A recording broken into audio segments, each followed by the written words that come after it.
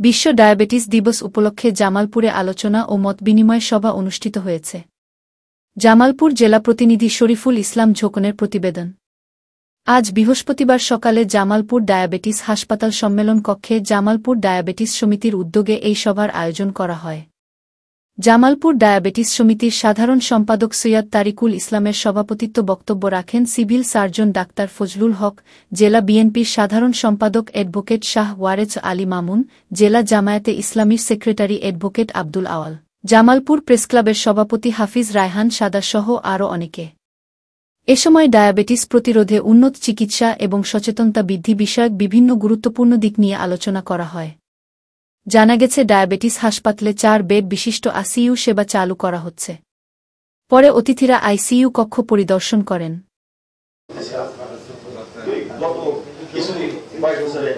রাজনীতিবিদরা তো ক্ষতি করে না, রাজনীতিবিদরা হলো যখন মানে কি হবে। আজকের মূল প্রসঙ্গ হলো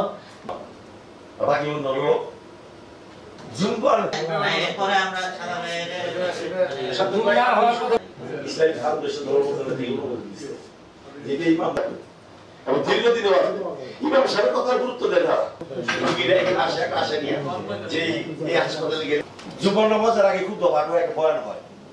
আপনারা খুশি তো এখানে যারা দায়িত্বে আছেন তারা তো জামালপুরে। আমরা আমার নাম জাহাঙ্গীর, আমি সমাজে কাজ করি। তো আমি যে প্রশ্ন মসজিদকে বাইরে পর্যন্ত যায় ওই মসজিদই আমাদের এবং যে একজনকে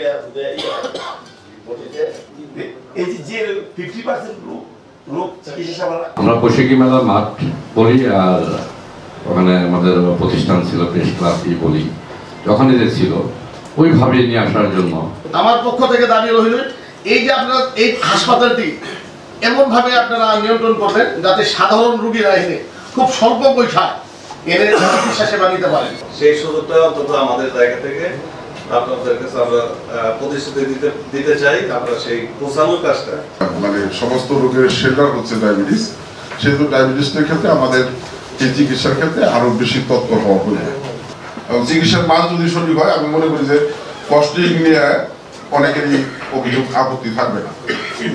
সেক্ষেত্রে যেহেতু রেটের বিষয়টা ডাক্তার সাহেব বলছে, ওই ক্ষেত্রে আমি যাবো না, বলবো যে চিকিৎসার মানটা এবং টেস্টের মানটা যাতে প্রপার হয়, মানে এক্সপার্ট লোক দিয়ে যাতে আসলে টেস্ট করা মানুষের রোগীর নিশ্চয়তা যাতে থাকে যে হ্যাঁ এখানে গেলে আমি প্রপার রিপোর্টটা পাবো।